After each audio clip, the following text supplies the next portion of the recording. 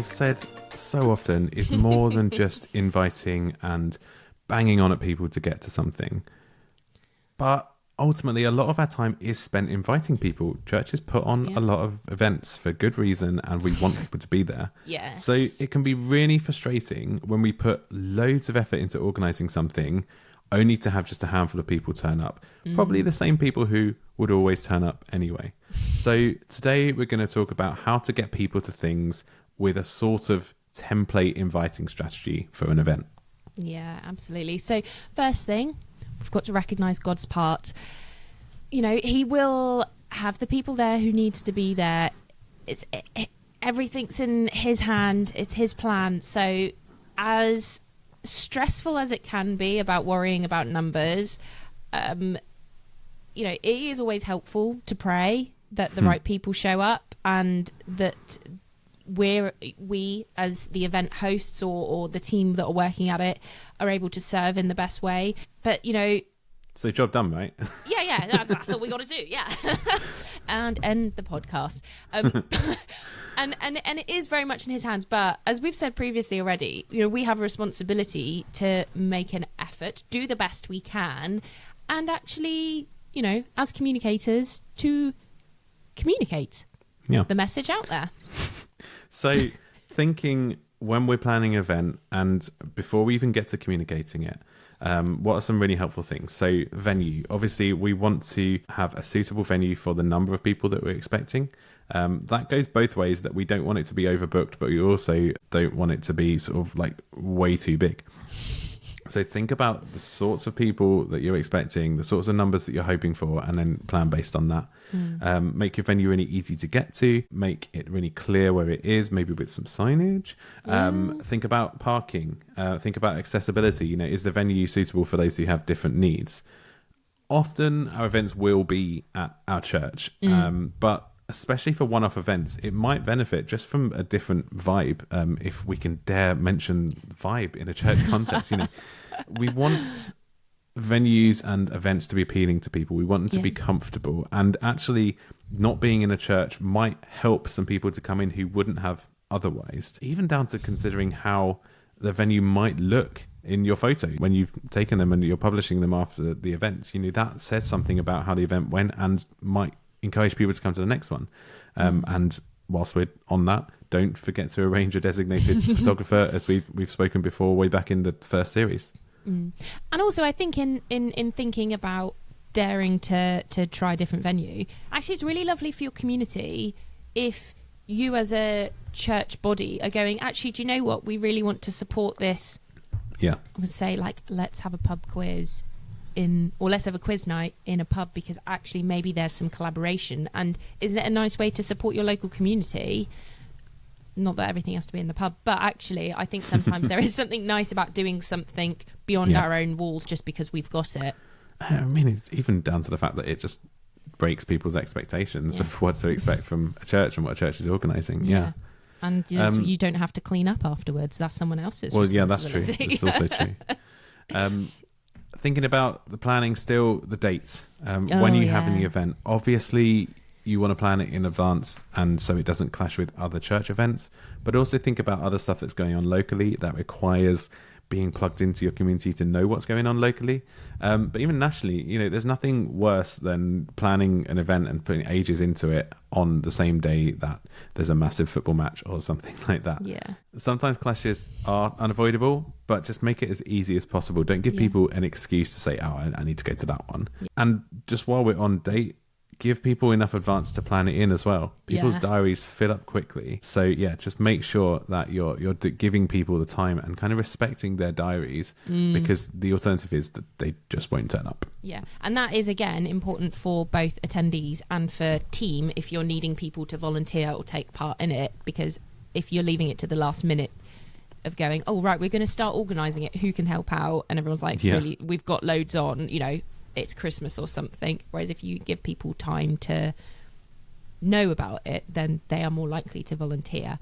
And also I think there's something to add about being aware of either local or national or international events and stuff. There was a couple of years ago, I can't remember, it's either like the second or it's the Sunday before Christmas is normally like the carol services for like a lot of churches. And then there was the guitar football match, or I don't know, there was some sporting thing, I don't know. And everyone was, and in church's defence, that was a very last minute thing. We weren't expecting England to go through, and so like they weren't, like it was a sudden thing of going, oh, okay, the football's on and we've got 2 weeks, what do we do?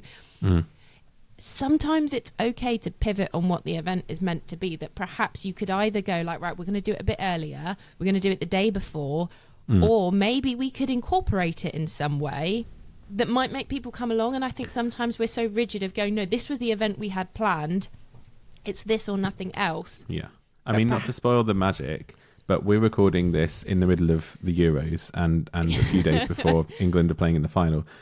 However that's happened, who knows? Yeah. But even just the other day, you know, when the semi-final happened, I saw videos the next day of the Killers in their concert at the O2 showing the end of the game, holding off their last song until the ref blew the whistle and then playing it. Like, they have got tens of thousands of people in that arena. Yeah. Yes, okay, it's a bit of a publicity stunt and all that, you know, fine. They have interrupted their plans, and yet we go, no, we can't rearrange our coffee evening because, you know, it's been in the diary for a while. Maybe cancelling it isn't the right move, but yeah, pivoting and including it or doing something to recognise it is fine. We had small group on Wednesday evening when the football was on, and we just decided to meet a bit earlier and then afterwards have the football as a social occasion. I think it shows a stronger sense of community and understanding, I don't know, what matters to people and like what actually can bring the community together. Because if you did that and people go, oh my gosh, they actually really wanted us to, you know, enjoy something and they thought about what we might want to do, I think that is better than your pride of shuffling your coffee evening over. Yeah. So that's some bits to think about when in the run-up and the planning process. But what do we need to be thinking about when it comes to actually promoting and sort of marketing our events? Yeah.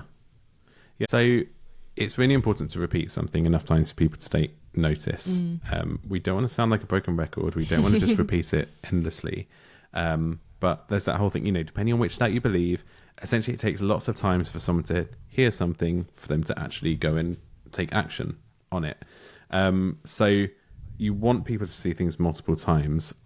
That doesn't necessarily mean they're going to see it at the same time in the same place. So you need to think strategically about who are the audience for the event. You know, this is easier in a sense than some other ministries in the church because usually events have a specific target audience. You know who you're arranging it for. And then you think, if those are the people you're trying to reach, which platforms should we use to reach them? And then you can repeat the message across those different ones. One of those might be Sunday notices, which is very easy to say and just include it as a list of like 10 things that in the Sunday notices for the week coming up, and the event is kind of in there, gets mentioned a few times, but no one really pays attention.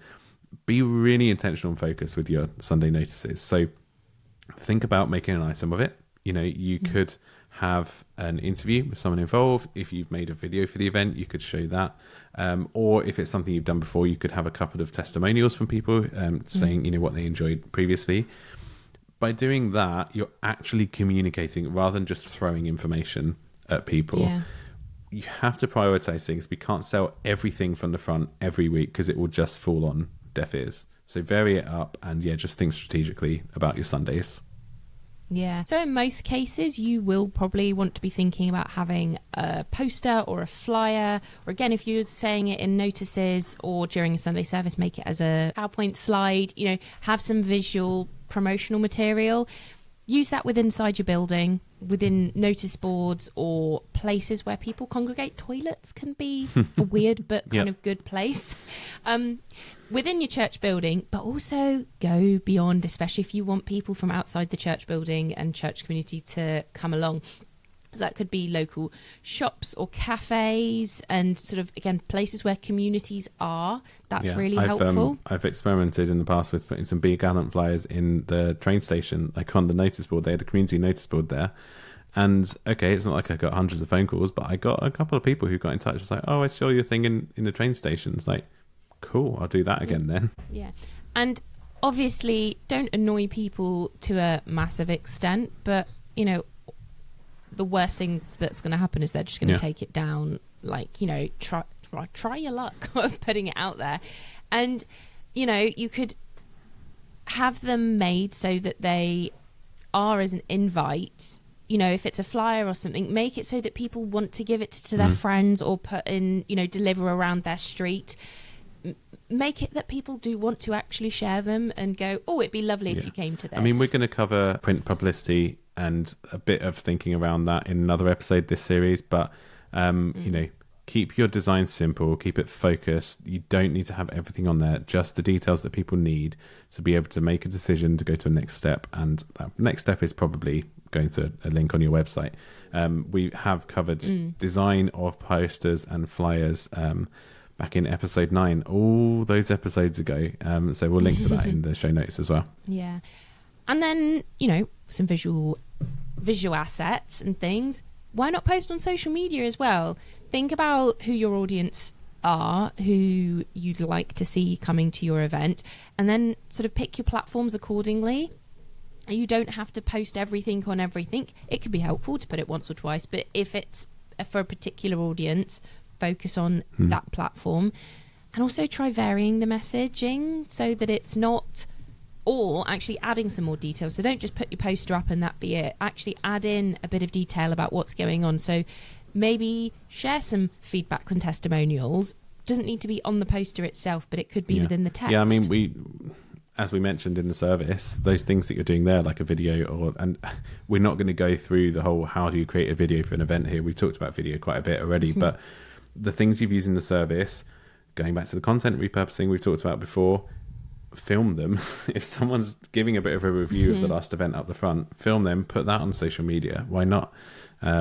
Just vary it up and have lots of different ways. And if there are more details that you can share, that's great. But if there are lots of details, especially if you need people to like RSVP, then point to a page on your website.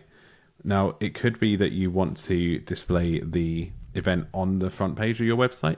If it's a big thing that's targeted at like anyone who would come across it, then that's great. You may not want to do that, depending on how much you're prioritizing things. So it might just be a blog post or a landing page that you can get to somewhere else in the site.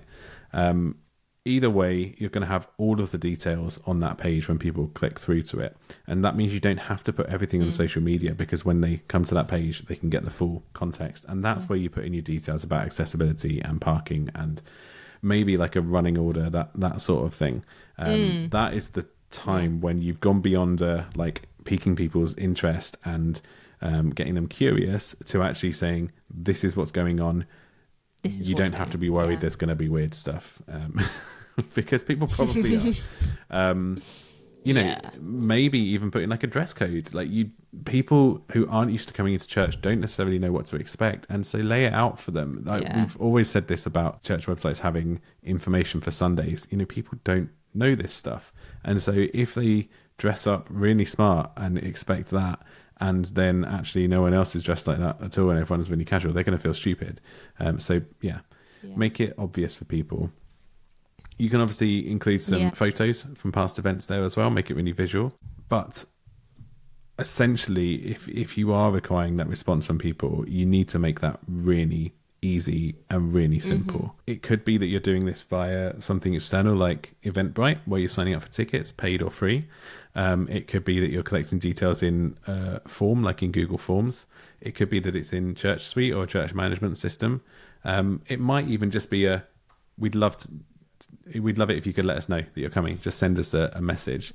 Might be a little bit hit or miss in that last case, and might need some more sort of follow up. But yeah, however you're doing it, make it simple. When you are linking on social media, it doesn't really matter what the link is because people can click on it. When you are putting a link on a slide up the front, when you're reading it out, when it's on a poster, it needs to be really simple, obvious, and memorable. Even if it's on Eventbrite, you don't have to have eventbrite.co.uk / a load of numbers and a load, you can have a forwarding address on your site. And if you're creating a page on your site or creating that forwarding address, don't make it yourchurch.co.uk / sign up for Christmas craft evening 2024. Point people to yourchurch.co.uk / craft, and they will end up where they need to be. Yes. Or again, it's sort of that homepage, but of just like, if it's tricky to change the URL or something, literally just put it on the homepage so that people can, and it being, you know, big red neon shining arrows going, this is the link. So at least people aren't having to dig through your website to find it, because sometimes as much as design and things looking good is important, if they can't find it, I would rather it look terrible so that they can find it. But please take it off after the event is done.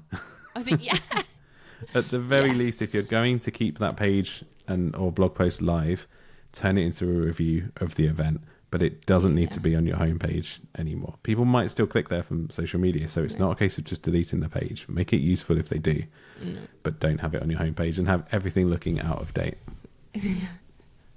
So going beyond the kind of outreach communication that you're doing as a church as such, it's definitely worth thinking about invitations from a personal point of view as well. Yeah, and I there's probably some stats and numbers and stuff with it, but I think everyone is, in the most cases, people are far more likely to come to stuff if they have a friend, or even, I don't know, a random stranger, but you kind of recognise them from the dog walk, come up to you, go like, it'd be, you know, we're doing this thing, it'd be lovely, you know, if you came, we just wanted to invite you. Having that personal interaction with someone, as Glenn said it, called, you know, narrowcasting of that, you know, the internet and social media and websites are broadcasting because we don't really know where it's going to go, we just got to put it all out there. Narrowcasting of, I'm specifically talking to you and inviting you, and you know that I am aiming this to you, is so powerful. And actually, if you're having your whole congregation do it, it spreads the load and means that actually it's everyone's involved, and everyone takes a slight sense of responsibility of promoting and inviting, and you know, it's not falling on one person of going, oh, I have to go and do all of this, but actually having it as sort of everyone's involved, even if someone can't make it, of going, that's the voice, you know, it's someone representing the church has invited me. Actually, that's such a powerful definitely. Like there's two angles to this. There's inviting your friends, and like no one in the church knows your friends, and so you have to do that inviting, and that's personal. But then there's also someone in the church sending out personal invites. This can be two people within the church to get them along to things. Like a lot of the inviting that I used to do with the student stuff was with people that would be there on a Sunday, but we wanted to get them to something on a Thursday. And again, that doesn't have to be overwhelming. We split the task between a few of us with a spreadsheet of names, and you know, you can tick it off. It's fine to copy and paste a message. Obviously, don't just copy and paste it. If you've seen someone yesterday and then it has like a hope you're well, then it's going to seem a bit impersonal, and it is impersonal, to be honest. But if you can personalize that with, hey, it was great to see you yesterday, would love to see you on Thursday, that doesn't take long to do, especially as you're not going to have had that interaction with everyone there. But it will go a long way. It makes it a lot more personal, and hopefully, I mean, anecdotally, I've seen it work really well, that people have come along because of that inviting.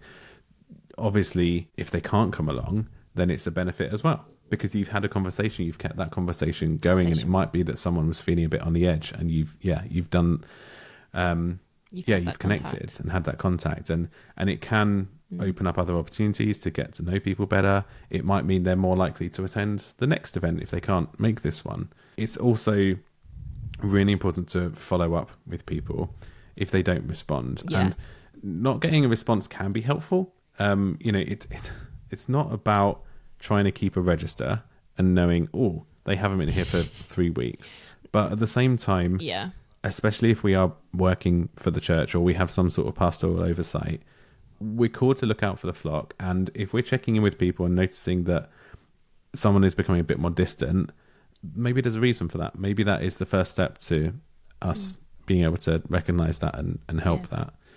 So follow up with people. Don't nag. You know, get a sense of the relationship and the conversation. It's not just about like shoving stuff at people, but you have to listen as well. But I have also found that just by following up with people, giving them a quick reminder, they may have been interested in coming along, but just haven't got around to it yet. And that can be really helpful too.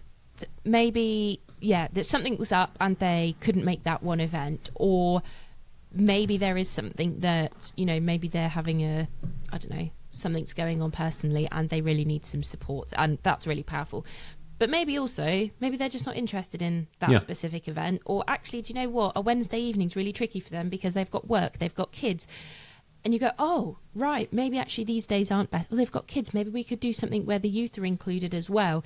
And actually, as you say, sort of getting a bit of that feedback, but having that conversation actually allows you to understand what your church community is going on, or your local community, and going, actually, what are the needs, where are we best placed to serve you, rather than just going, well, you haven't come to our events, you're really rude. Maybe the lesson is those events aren't working, they're not connecting with people, let's not do them again. Yeah. And I think, the last thing to say on that sort of personal inviting is follow up on it at the event. Like, genuinely, you should be pleased to see that person there that you've invited. If it's a friend, then that's going to happen naturally. You're going to hang out with them anyway. But make the effort to thank people for coming, and hope to see them back and find out how they are. And like, none of the things that we've mentioned today are novel or reinventing the wheel, but that doesn't mean they're not important. And sometimes just kind of owning them as part of a strategy of going, here's a tick list of what we do for the events, can be really helpful. That doesn't mean your tick list is going to be the same as ours. We'd love to know if there are things that you do that you found helpful that we've missed. And likewise, if there's anything that you start doing off the back of this that you think might be helpful, we'd love to hear that. Yeah, absolutely. So we really hope that this has been helpful. We hope that it is shaping your strategy to how you invite people to events. We hope that you have really full up events off the back of this. And we hope that you come back to listen to the next episode of Gourds and Pomegranates. So we'll see you soon. Bye.